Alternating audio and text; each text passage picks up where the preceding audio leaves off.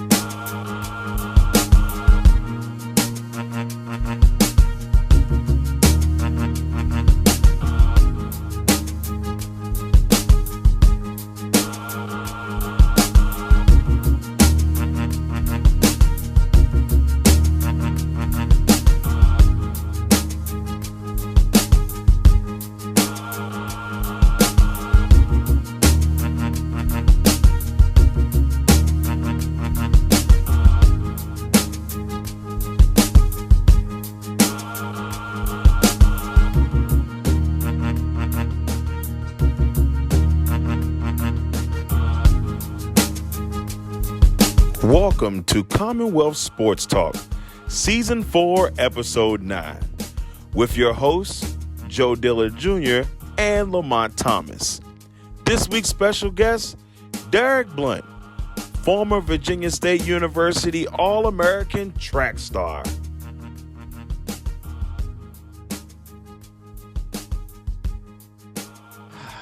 Welcome to Commonwealth Sports Talk. I'm your host, Joe D., bringing you another episode of Commonwealth Sports Talk as we have my co-host, Lamonte Thomas, with me. How you living, bro?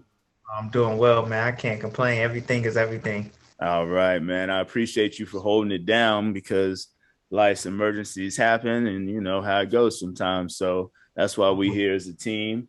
And you and Shaylin did more than a good job. Had me actually wondering if I was going to be welcome back. That's how good it was. So.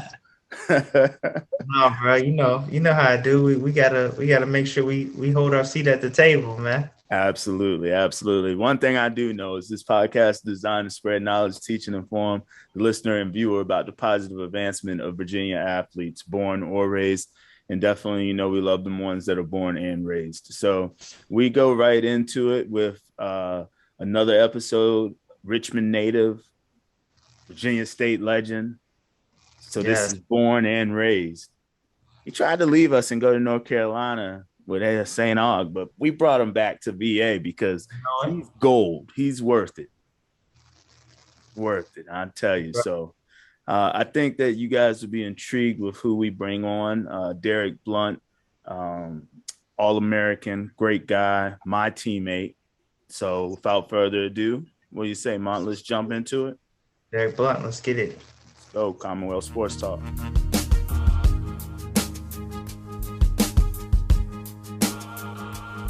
to Commonwealth Sports Talk.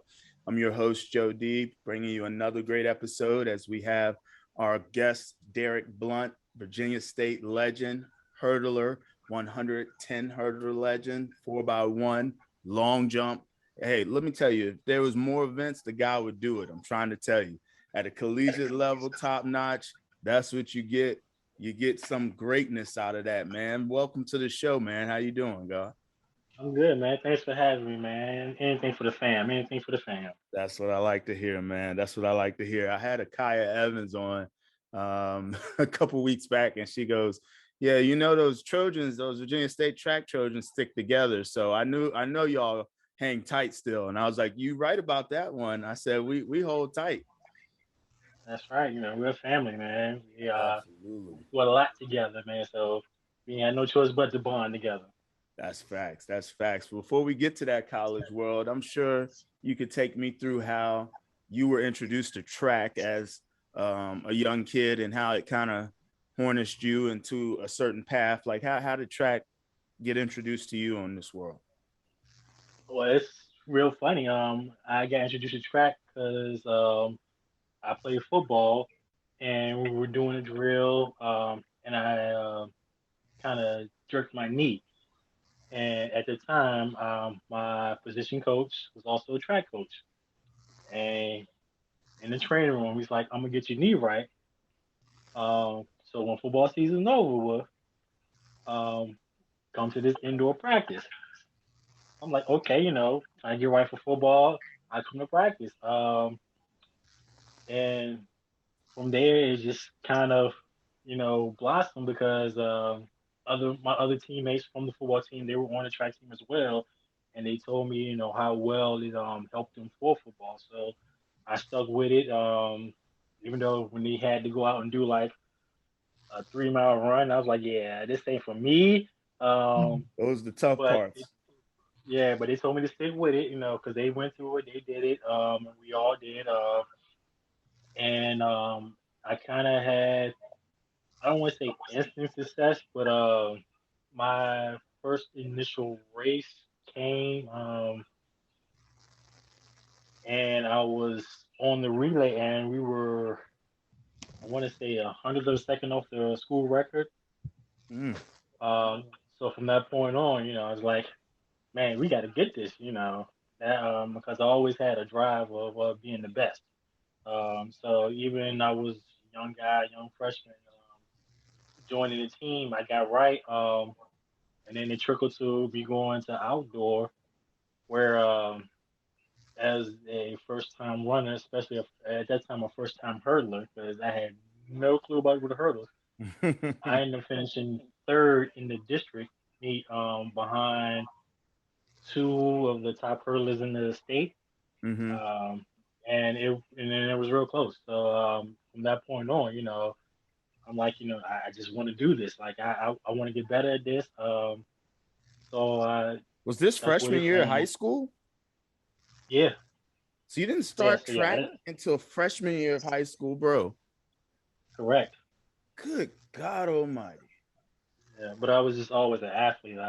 Yeah. From running in the streets, with my friends, playing all different types of sports. Like my first love was football. Mhm. Second was basketball, but then and then track came around. And then from there, track went from number three to number one. Because I gave up football my senior year to focus on track. Awesome. You knew it was time when you did that? It was kind of like one of those, it was the best interest, or was it to kind of bear down and get it right? Um, I can say one thing my coach always taught me, even going through, was to set goals. Um, from freshman year to senior year, I always made the states. Um, so my goal was at some point in time to be a state champion. Um, so I knew, just from playing football, the pains that you get, how beat up you get from football. I knew it would probably take a little away from what I was going to do track my senior year. Mhm. So I was like, you know what? Because I got through all through 2 days in football, and I just came to the coach. It's like, you know what, coach? I don't want to do this no more. I said I'm gonna go focus on track, and win a state championship. Mhm. And needless to say, uh, I went on my senior year in high school. Went to districts, broke the school record. Went to regionals, broke my own record. Then got to states, broke my record again, and was 0.5 of a second off the state record, and Go. became a state champion and was ranked 10th in the nation in the hurdles, coming out of high school. It's bad. See? Bad. You a bad dude, bruh. See? Uh, it was just the work. And to be honest, a lot of the credit to my success I give to my teammates from high school, even through college. Like, um, my teammates What high pushed me. school were you at? Um, Hermitage High School in Rifle, Glen, Virginia. Um, Just had to give it Hermitage, his, but had to give it his love. yeah, of yeah, course. representing the that Herm blue, that blue, always. that blue and red, right? Yeah, Yeah, the yeah, yeah, Yeah. Had to make sure. yeah. So, so you've got a record. Then you set a new record PR at regionals, and you do it again at state, and that leads you to 10th in the nation in the hurdles. Hmm. Correct? Correct. Wow. What goes on from there? Like, That's got to feel good, first of all, to make that decision. A lot of times, some people make decisions prematurely, and it just doesn't pan out. Especially a lot of athletes, because kids are multi-sport athletes, as you just described. So sometimes when you have to kind of narrow it down, it may not narrow the way you either intended to, or the plans may kind of get shifted. But nonetheless, like, that narrowed down perfect to a state title. So what was the next step? How was that process like? So the next process was figuring out where I wanted to go to school, because that was one of my biggest things. One of the things one of my coaches told me too was, with my talent, use that to go to school, get that to pay for your schooling. And so that was my idea. So I was looking at these different schools. I had offers from some Division I schools. Fortunately, I couldn't get in because of SAT scores. So at one school said, hey, what, go to a small school, junior college, or maybe a Division II school, for a year, get Mm-hmm. your grades together, and then, transfer, we'll bring you in, we'll come on, bring you to our school. So I'm like, okay. So I'm kind of looking at what school I want to go to. So I was like, Virginia State, because that's the school my grandfather went to, my aunt went to, my uncle went to. So I was like, I've been there plenty of times. I love the place. So let me just try it out. Just go there for a year and see what happens. Mm-hmm. So first year I get to state was definitely rocky, because the coach we had there um, had a different mindset of how to do things. He kind of tried to pigeonhole everybody to do things the way he did things, and thinking that was going to make everybody just like him. But Yeah, all athletes are different. We don't absolutely. respond the same. And kind of too, I kind of felt like I knew more than he did. Uh, and kind of sort of did. But that's neither here or there. Mm-hmm. So it got to the point where I was like, you know what? I ain't gonna be here much longer. Anyway, I'm getting out of here. So I kind of just really let my grades slip, because it's like, you know what? I ain't gonna be here. I'm transferring after this year anyway. Mm-hmm. So let me just do whatever, just get out of here. Yeah. Um, so luckily after that, that coach is let go for whatever reason, and then so they bring in my high school coach to take over as the new head coach at Virginia Mm. State. So I get a call, hey man, get your stuff, come on back. Come on back. Where? He's like, I'm here. Um, because again, grades slipped. I didn't have so I ended up coming back to Virginia State. Um, and from there, I guess that's the way we started the run that we had at Virginia State. And the bond that I built with the guys that were there and the guys come along, I felt something I wanted to complete, something I wanted to finish off. So needless to say, I ended up staying. And what's funny to think about that, the guys I was there with at the time, Mm-hmm. we all were supposed to be a Division I program. One way or another, we all ended up at Virginia State. Yep. Quite a few of them, I ran at states with my senior year. A couple of them we actually competed in the same race, didn't even know it until we got to college. And then from there, we just built a brotherhood and a bond that, is still lasting on to this day. That's what's up. Yeah, that's what's up. I kind of want to ask you a little bit about the adversity, that you get. You talked about, having that like rough patch your freshman year. Can you talk to me about a time where, I don't know, we all have that time as athletes where, you get into the mundane routine, and you're not really feeling it. I wouldn't say you're necessarily not in love with what you're doing no more, but it's like you just kind of going through the motions. And like, is there a time in practice where, you were hit with the refreshment or the reminder of why you were doing this, and kind of gave you a new drive and track? Uh, Maybe it's when your coach came, or whatever that case may be. Mm-hmm. Absolutely. So yeah, I can tell you that that drive came from my teammates. Like said earlier, like my teammates were part of the driving force that got me to where I was uh because they pushed me. The days that I wasn't feeling it, the days I had those lackluster days, like man, I think I'm just gonna go through the motions today. But as Joe knows, we were notorious trash talkers amongst each other. Yes. Please tell it. So that's what really motivated me, motivated the rest of us, because we would sit there and practice and talk trash to each other. I don't do Um, it. Do so you know how me, I'm much the that type of brought us out person, of our shell? Like, yeah, really. Like, but see, I'm the type of person, for you to tell me, I'll get motivated from when you tell me what I can't do and to talk trash. Oh, yeah. I'm just gonna smoke you. I'm gonna beat you.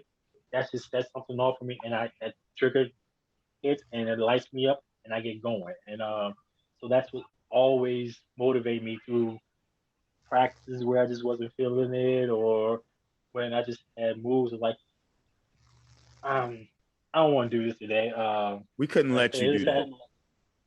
right, and then too, I felt like I had too much going to let my teammates down. I've never wanted to let them down. Because as Joe said, I did a lot of the events. Uh, so I wanted to make sure that, and now that I look back at it, I wanted to be that Nah. leader example too, as well. Because 9 out of 10, what I did, everybody else followed. So if I slacked up, everybody else slacked up, which wasn't gonna make it any better. So I had to put in the work to show them they had to put in the work. LT, I needed this man. I think I ran with this man for 3 years. All right. I needed this man to take off at least one or two 110 hurdle races for me where Right. I could at least get me a dub. When I tell Right. you, it was like the double-edged sword. It was like the first year I was like, this guy is just phew. And I was like, all right, but my time started getting better because there was no way. I was like, I'm just studying, I'm watching, we repping, we doing the reps, me, him, Demby, Shamel. Like it's a bunch of hurdlers just like going at it, getting better every day. Right. And once when you finally hit your peak is a national qualified time, but you're working with an All-American. Right. And to see his daily grind is beyond, you know what I'm saying? That's why Yeah. I just knew. I think we had a CNU meet, Derrick, that we I can't remember what year it was, but I came in fourth and you won it. And I said to myself, I said, well, this was a win for me, dang it. I said, because we held it. I said, we held it down today, no matter what. And now that was when I got the bigger picture that long as we go out and rep that Trojan that was on our chest and did our PR and did the best every time, that was what it was really all about. And the fun of the team, the camaraderie kind of made it even more intriguing. So yeah, that was Yeah. fun time. Yeah. Another thing too that drove me to was, um, kind of goes back to my freshman year at state. I made it to nationals. I'm at indoor nationals. I'm the only one who qualified. I'm the only one there. So it's just me and coach there. But I'm seeing other teams there and their teammates are there and they having a good time, laughing, joking. And I'm like, man, I want that. So I was like, I had everything in me to make sure to give the blueprint to my teammates or what it takes to make the nationals. I try to convey to them, like, look, every conference championship, we're running against the national champions every meet. Every time, We're baby. running That's real. like we can compete with them. We compete with them. We compete with them at meets. We compete with them at conference championship. All day. There's no way that y'all cannot make it to nationals. So Right. that was my goal, to bring everybody along with me to nationals, because I wanted them to experience that, for one, and two, I guess I'd be by myself and coach. I'm just gonna be honest with you. You got to be Yeah. real. You know, I made friends from other teams. We would hang out, but it's nothing like being there with Not your the team, that's same. your brothers and your sisters. and I wanted that. So even one year we took some people, they didn't make it, they just missed, but me and coach took them with me to national so they can experience, and they got that drive and they wanted it. And man, we just worked and worked and worked, and eventually we started taking teams to nationals instead of just individuals, which was my goal and which I wanted to do. Because it's a funny thing. I remember one year at conference championship, I had the coach from my rival St. Aug. He came to me and was like, Blount, he's like, man, you carried this team to this, yeah, we finished second behind them, but we were the first team to score 100 points against St. Aug since Hampton left.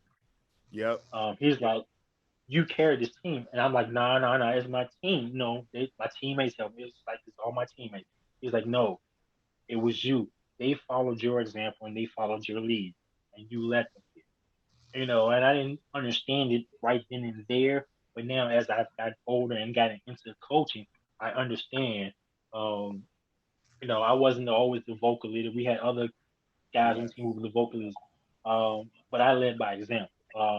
And I wanted to make sure, because my coach always had to talk to me, like, look, D, whatever you do, they're gonna follow. So I need you to be, because he later revealed to me, all our workouts were designed off of how I felt that day. So if I was kind of he tailored the workout that's going to get the best out of me, so we can get the best out of everybody else. Because he knew if it was a workout where I could just cruise and kind of get by with it, that's what I was going to do. Yeah. So I can look back at it now, y'all. Sorry, guys. That's what I was about to say. Them 350s, time after time. Hey, look, I used to be like, this ain't hurdle day. This ain't hurdle day today. Yeah. Those were kind of my fault. But again, it made the best of us. Better, yo. Thank you. Yeah, it made us all better. So, but yeah, when he told me that, I was like, really? It was like, he's like, yeah, because you are a leader of this team, man. I never wanted to be that. When you talk to me, you was very quiet. Never wanted to, because I didn't want those responsibilities. I just loved being me, carrying me, and doing what I had to do.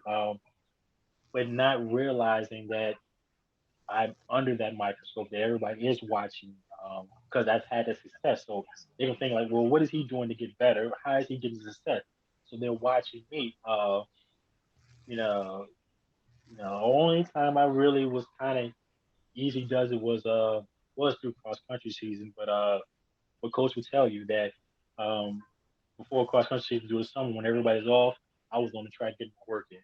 Yeah. I remember that too. Your season didn't end doggone until like mid-July down there, the end of July, and we're all coming back. And I wanted to do every type of workout but the run.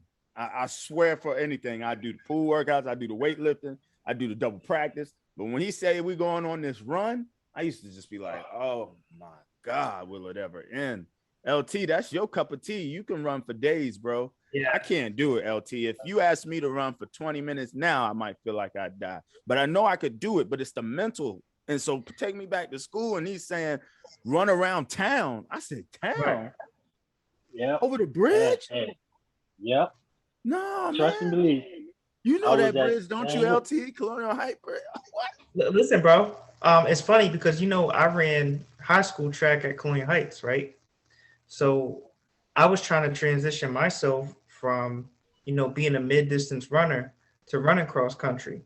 I couldn't fathom that. Back in my day when I first started track, I was like, look, you got the mile. The mile was it for me. I'm like, I don't run anything past the miles. So when you start talking to me like, why don't you come out and run cross country? I said, Coach, that's 3.5. I don't know. That ain't, or 3.2. That ain't what I do. I said, me, 800 mile. That's it. He was like, okay, well, let me get you with the guys, right? So, the off season comes and I'm working out, I'm working out trying to get my body right for football. But at the same time, I got these guys from cross country and track knocking on my door. So sure enough, one day I'll never forget. There's a guy younger than me that was, he was a runner. His name was Stephen Crafton, and he was like next up. And he knocked on my door one day. And I opened the door. My dad opened the door. And he was drenched in sweat. It was a summer day. And he said, "Hey, Lamont here." He said, "Yeah." I come to the door. I'm like, "What you doing, man?" This dude got, it's the middle of the summer. He got no shirt on. He's just sweating.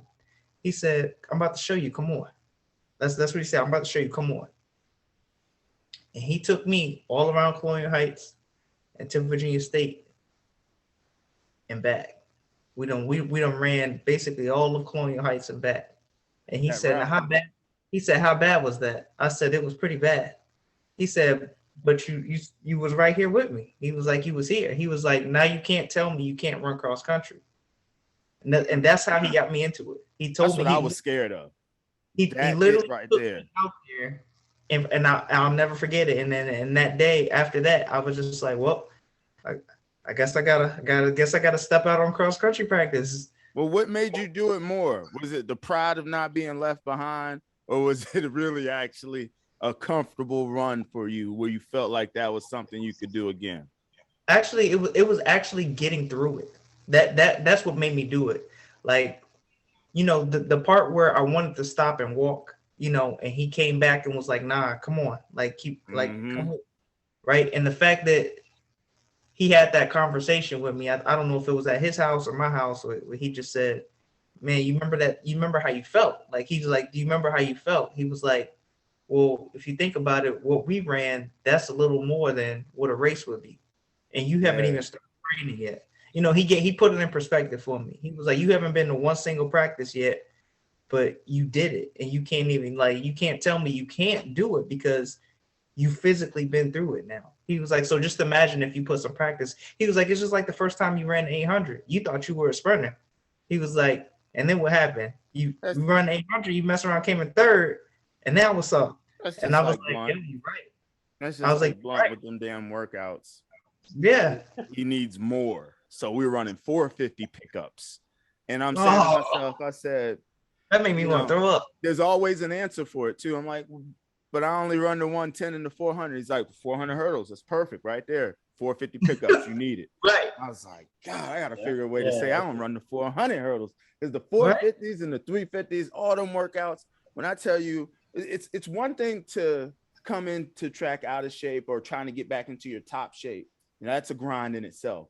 But it's another thing to have competitive ass teammates that are just like, "Hey, yo, you better not come in last. Oh, on this rep, you better not come." And so it was just a constant push to be better. Like, I've never felt so liberated. Like, it was one of them put up or shut up moments. You don't get to hide behind a team as a whole concept. You got to put your part in, and you got to stamp it and stand by it. Like, "Hey, I do the 110 hurdles and I'll high jump for you. What else do you need?" You know what I'm saying? Yes. It was just how we practice. One thing that can do that for you, right? In different events is where, like, I remember we even had people, like, we were so competitive some days that we got out on the track and we were like, "You know what? But I bet you I could take such and such and such and such and beat you in the 4x4. It was like, "You crazy." And so we literally one time we took two distant runners, one sprinter, and we each took a throw. We each took a thrower. And we put them on a 4x4 team. And we told each one of us, "You better not lose. You better not come in last, because I'm not about to hear him over there talk this trash to me for the next week. I'm not doing it. So you better win." And we would do that. It was crazy. That was us on a everyday basis. Yeah, facts. Every single day was. I guarantee. The sprinters, we're gonna be the quarter miles.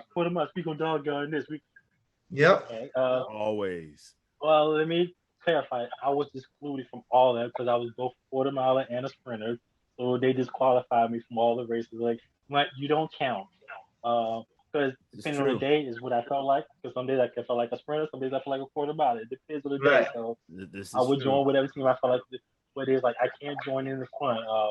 But them pushing me still, just for the simple fact that, hey, we talking trash. Hey, we're gonna talk this. Me just trying to kick you out of the hurdles. That's all I wanted. I didn't. Lo and behold, that's his favorite event, that and the long jump or whatever. And he's Joe. You'll never get me out. Just letting you know right now. You'll never get me out. Well, here's the funny thing about that. hurdles was never my favorite event. Oh, don't tell me that now. I'd have doubled down harder to get me one, Blount. Come on, man. I hated the hurdles. The timing. Like I hated the 4. He made you do it because of the timing, right? It matched. Well, no, he made me do it because I was a natural born hurdle. Okay. Because right, that's right. actually that's how I got started. I got started with hurdling in high school, playing around the hurdles. I saw one of my female teammates. She would do a hurdle drill. I'm playing. She's like, I can do that. So I went playing around with it. Coach turned around. Oh, so you want to learn how to hurdle? I hurdle now. Not really. So he taught me, and from there on out, I said, it was just one of those things. Like I'm very good at, like I'm very good at the 4, but I hated running the 4. So that was just always my outlook for things. The things that I hated the most, the faster I ran, the faster I got it over. So that was always my mindset. I do remember a couple of those. Got that one over with. Went to the finals. I'd say, all right. Right. It's just like, oh my God, like I said, because like my days at the track meet were nonstop. From the time we got off the bus to the time we ended, I was competing, and so I'm just like, I have to figure out how to get better, and that's where cross country came. I hate anything over a 400. Well, hell, I hate 400, but anything over 4 just makes it worse. So you're talking about running 3.5 miles. Excuse me? Mm-hmm. Yeah. Coach, you do realize I don't. He's like, add up all the events you do. So I started adding up all the events I do, and I just started doing the running events. And I'm like, hey, but it still doesn't equal up to a mile. It's like, okay, so now add in all the jumps you do. So I'm thinking, I was like, well, it's only 3. And it's like, no. So you're doing practice 6 jumps. runs. So you all that. It's like add all that up compared to like. So typically you have to be in shape to compete in all of those events. Like it's like not just in those trials, but in those finals. So it hit me until when I ran cross country, like I really ran at a meet, threw up everything, like, oh my God, this is the worst. And then that first indoor meet, I qualified for nationals. Coach was like, see? So from that point on, I kind of coached early cross country, but when it's time to ramp up, getting close to the season, I got in and got the work in, and every meet from that point on, every first meet, I always qualify for nationals. I got a TO moment right now. That's my teammate, LT. That's my teammate. That's it, bro. That's it. That's my quarterback. That's my teammate right there. Yeah, like I said, that was always my mindset because I wanted to, always wanted to get there in one event. So now I can focus on other events, especially other events helping my teammates get involved. So I felt like if I qualify for nationals in this event, so now I can move on and push somebody else in this event, pull them on this event. So now I'm taking more than just me to nationals, and it worked out to be the best. So I was like, as much as I hated doing cross country, as much as I hated running, it was beneficial. It worked. I said just the work and just the mindset of make sure my teammates eat like I eat. And that was just my biggest thing. Like I wanted my teammates to be there with me. I wanted them to come along with me. When they're crying about, man, this meet here who's like, bro, doesn't matter. Like this is cakewalk to what we do in practice. Like, yes, our practice were like meets. Like that's how hard we were going. So it's like stop taking that mindset about where we're running and who we're running against, and just think about the work that I put in practice. There's no way you're gonna outwork me or you've outworked me. And when rest of my team starts taking on that mindset, we just started to fly. Yeah, I can see that. I love that maturation period. And you took me back when you was talking about how we had to compete with St. Augustine.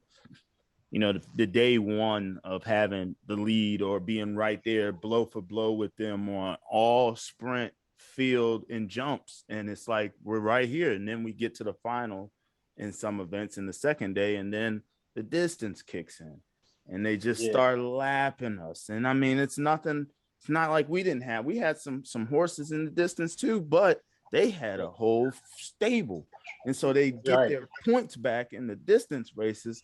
And there's no keeping up with that. But like you said, we scored over 100 on that second go round, my second go round with them. And I that's all I learned after a while, that St. Aug had an Olympic coach, that St. Aug had produced champions, national championship over and over again. And we was competing with that every day to get better. And so between that's like almost the analogy to how I felt when I heard it with you. I was like, why am I worried about anybody else that's running with us when I'm running with All-American and practicing with All-American every day? So I just kept snipping my time down, not worrying about nobody. Lo and behold, David Oliver was beside me. I'm like, I don't even know. He's a big dude, but I'm not worried about him.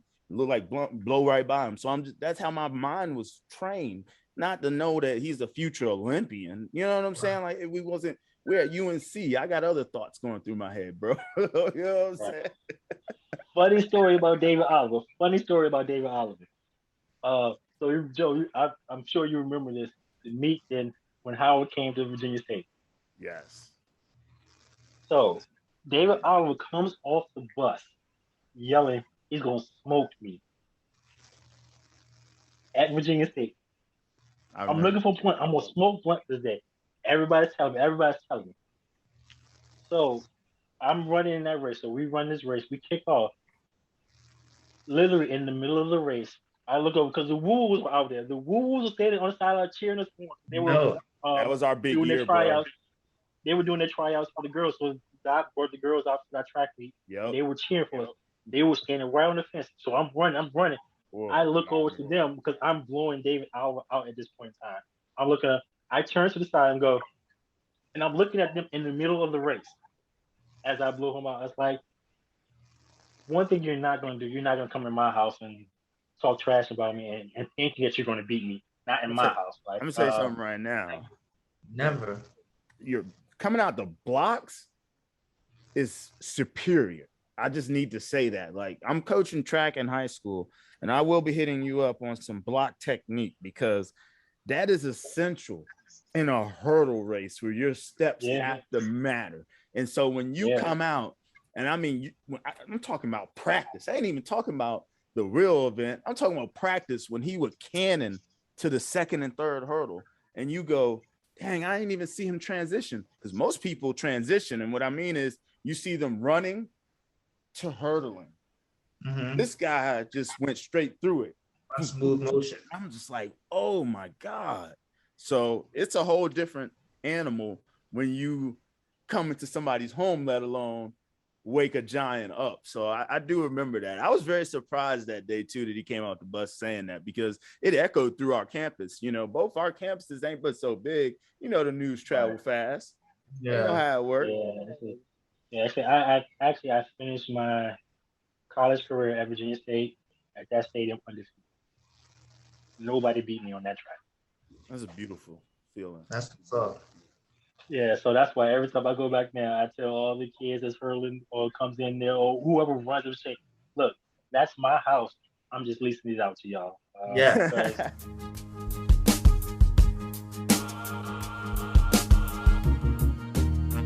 Overtime. And yes, we had to end it. I'm telling you, sometimes you get to the point where you're talking to them and you forget that it's the interview. I know that you felt that with me. Did you not want to just tap me a couple times and say, hey, man, y'all getting close to the end time? How about that?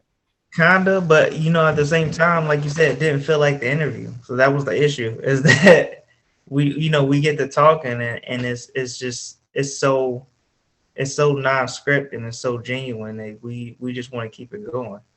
So I'm glad you put that in there because that has to continue to be emphasized, despite knowing the history. It's not scripted, and so as many gems as we have so many that we cover. We have those that we don't go over as well too, and a lot of times the roundtable gives us that opportunity to. And you know, Derrick Blount's a constant professional from my time running with him.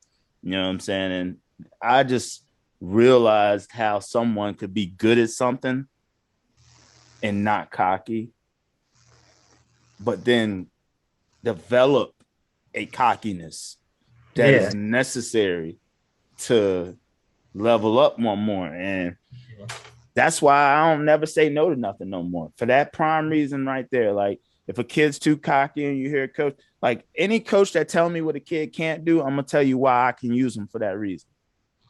Yeah, yeah. I really got if I didn't get anything else from him, it was the mindset. You know what I'm saying? That mindset just brought me back to, the stories you hear about somebody having a killer mindset or somebody you're gonna get the best out of somebody, right? That brought back the Kobe vibe for me. Like he was just talking about how, you come to my track, I gotta show out. Like, you know what I mean? Like it goes beyond just saying somebody singing your praise and saying, "Oh, he fast," right? Or it's different when you say it than when you, like you said, you lining up in the starting blocks and you like, "Oh, I'm about to show them today." Like today, I gotta, you know what I'm saying? Like the lights are on. Yeah. I gotta burn them out. Yeah. He put the team was successful. Our team was successful, but I'm going to like kind of micromanage that and say that our hurdle team was very successful. There you go. It was, I'm willing to say that we could probably out shuttle hurdle anybody in Virginia State's history. Yeah. I'm also willing to say that we could have out shuttle hurdled probably the CIAA's top dogs. Because let me just put this into retrospect here. Penn relays, shuttle hurdles, we were designed to go against Tennessee, led by Justin Gatton.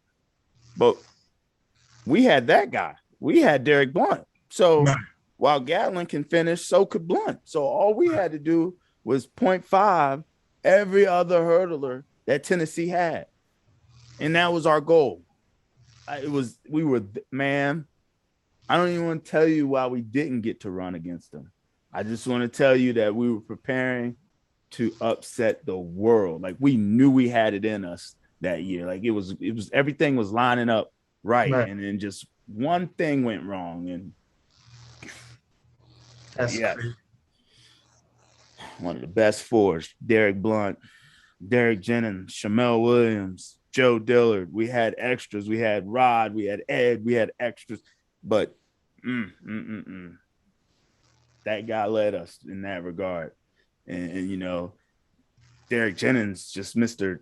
Come and do it. Like these guys were consummate pros. That's the thing I learned from all of my hurdlers. And then more importantly with Derrick and how they handle it. Like, you can have 8 hats, but you got to be a pro if you want to have 8 hats. If you're going to have 4, be pro with those 4 hats. Don't take time off if you've invested into something or invested your time. It's kind of like how he said, with coaching. Coaching is a rarity. You have to know that you're going to want to do it because it's clearly not going to be for the money. Because by the time you get to a coaching position when it's for the money, you never did it for the money prior. So it shouldn't even really change now. Yeah. And so it's kind of learning your walk, like learning your ways in regards to that. So as a coach, I definitely get how you get into something, you're going to be fully vested. So I wouldn't expect any less than that from my boys and the track team that we have and my teams that I have coming up with the high schoolers. So it's only amazing to get all these Virginia athletes' perspectives. And if you notice, they are all multi-athletes. I only played basketball and football, but then I got introduced to track. Or, I played track and basketball, and then at the end, I wanted to play baseball. There's so many of the athletic stories that Virginia has to offer, and that's why I think kids need to continue to hear and see these stories we're pitching out because you get to see that it's not just a one sport trick that gets you there. Like I've almost convinced half of the basketball team at Gainesville to now run track because I can convince them 2 or 3 things track will do to make you better in basketball. And they bought on to that. Yeah. And that mentality goes beyond sports, right? Like that's the thing. It's just like, find what you're good at. You know what I mean? Find that special box in which you operate. You know what I mean? And that you don't do that without trying different things, right? And trying different things, I think, is like the moral of, well, you're going to find something that you're good at Again, we say it all the time, passion meets purpose. We're going to find something that you're passionate about and that you feel like you were born to do, or this was what you were made. Fulfill your purpose. Yeah. And once you find that perfect balance of passion meets purposes, there's no stopping it. There's no stopping it, because that momentum is a turbulence field. Yeah. And that's a great way to word it. Like I don't even have a response. I almost wanted to go to a different subject, but I didn't want to cut it without giving it its just due. Like, you hit that right on the button. Like these episodes, again, Commonwealth brings you just information, and the more information, the merrier. And we're just here going to continue giving you these shows, these hits. We're looking next week to have another guest come on, and then we'll have the triangle bringing it to you. So this is season 4, as we are bringing you the Roundtable Talk, brought to you by Legacy Maker Sports, Grind and Pray. And once again, this is JoJo D and LT signing off. Y'all be safe. Come back.